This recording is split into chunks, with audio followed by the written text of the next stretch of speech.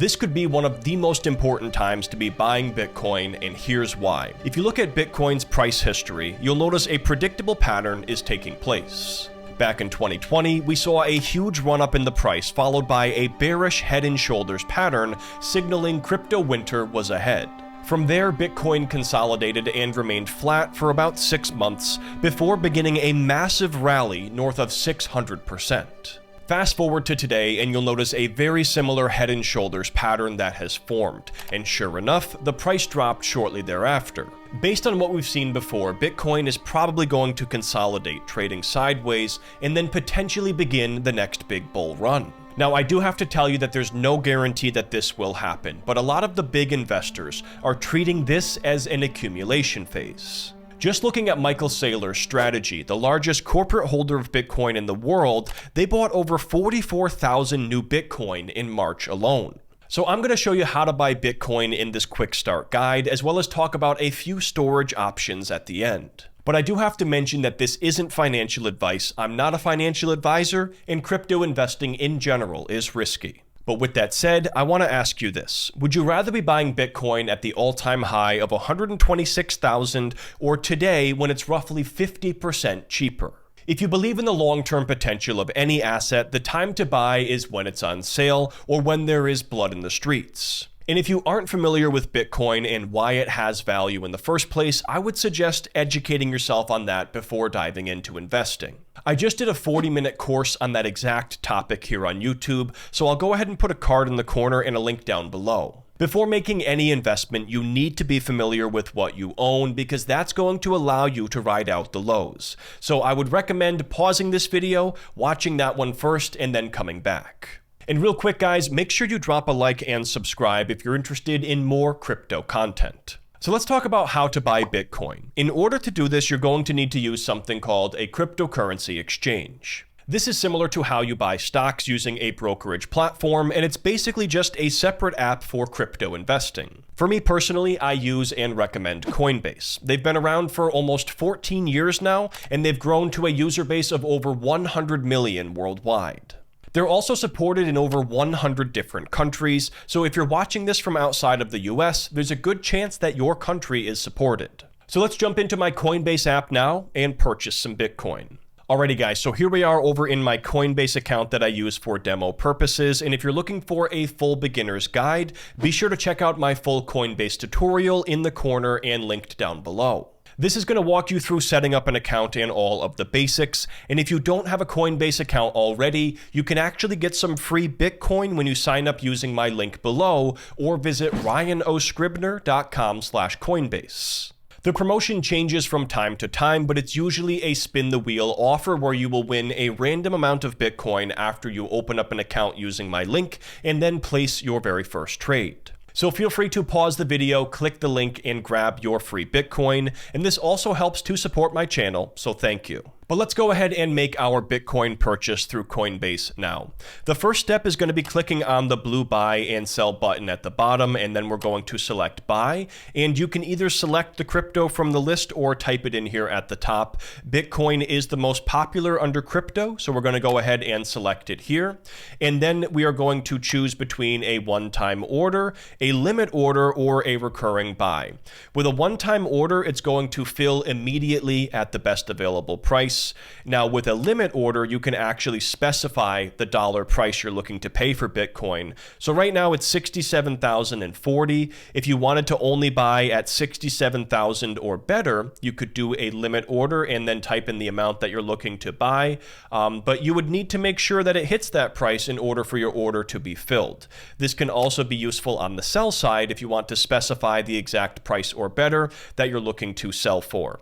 And then finally, you have the option to set up a recurring buy where you invest every day, every week, twice a month, or once a month. And this can actually be one of the best strategies for buying Bitcoin because you're following something called dollar cost averaging. With this strategy, it basically means you're buying on a set schedule. So you're going to end up buying sometimes when Bitcoin is up, you're going to buy when it's down. And over time, what happens is you pay closer to the market average price for Bitcoin, and it avoids lump sum investing and potentially overpaying. So that can be useful for a long-term strategic position in Bitcoin. But for now, just to demonstrate, we're going to be doing a one-time order here, and we're going to buy $50 worth of Bitcoin.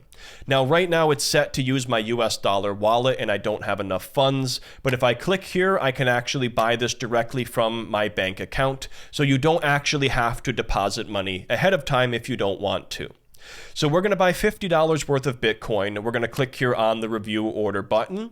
And on this screen, it mentions it's going to be available to trade instantly, available to transfer instantly. And at the bottom, you can see details about the spread and the dollar-based fee involved. If this looks good, you can go ahead and click on the Buy Now button. And then it says here, order is submitted. We're going to click here on View Transactions. And it shows us here that we did, in fact, buy $50 worth of Bitcoin, and it's 0.000724 Bitcoin. If we click on that, we can see the order details, and the price we paid was $67,818.16. Now, if we click on the back button and then navigate to the home screen, we can now see our portfolio balance has changed.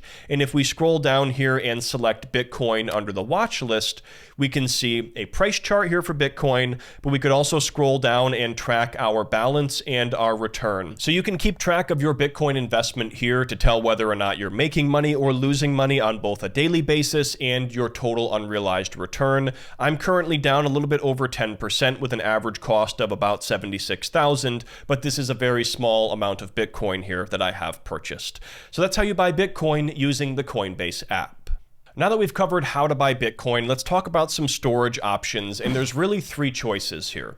Keeping your Bitcoin on exchange, hot wallets, and then cold storage. So let's break each one of these down now. If you keep your crypto on exchange, that basically means keeping your crypto where you bought it. Now that does introduce some risk into the equation because you're basically trusting the exchange to be the custodian of your digital asset. With Coinbase, however, this risk is very minimal because they take two very important steps. First, up to 97% of their Bitcoin is encrypted, geographically separated, and held in offline storage. And second, all of the Bitcoin held through online computers is fully insured. So most people would agree that Coinbase is a safe bet, but you have to evaluate each exchange individually and make your own decision here. Now, if you don't want to keep your crypto on exchange, you can use a crypto wallet, and there's two types, which are hot wallets and cold wallets. For starters, a hot wallet is going to be a software-based application that's either desktop, app-based, or a combination of both. Popular hot wallets include MetaMask, Trust Wallet, and Base from Coinbase. When you create one of these hot wallets, it gives you your recovery phrase to store in a secret offline location. Now, this type of wallet is slightly more exposed to hacks because of the online nature, but it still gives you full custody over your digital assets. Coinbase has their own self-custody version of their app called Base, and I'll put a link in the corner as well as down below for my full tutorial on that hot wallet.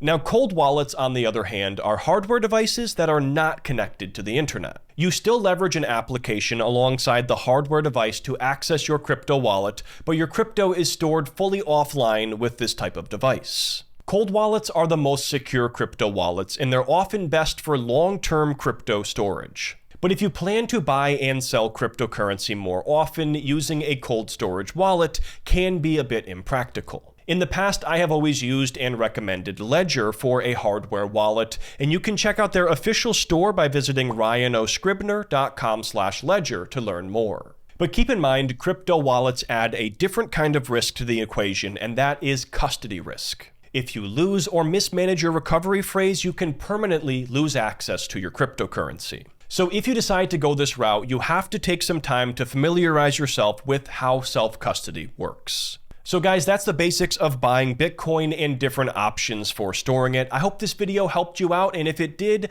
make sure you drop a like and subscribe if you haven't already. If you have any questions, leave me a comment down below and I'll do my best to respond to each one. And don't forget to use my link down below when you sign up for Coinbase to get that free Bitcoin bonus.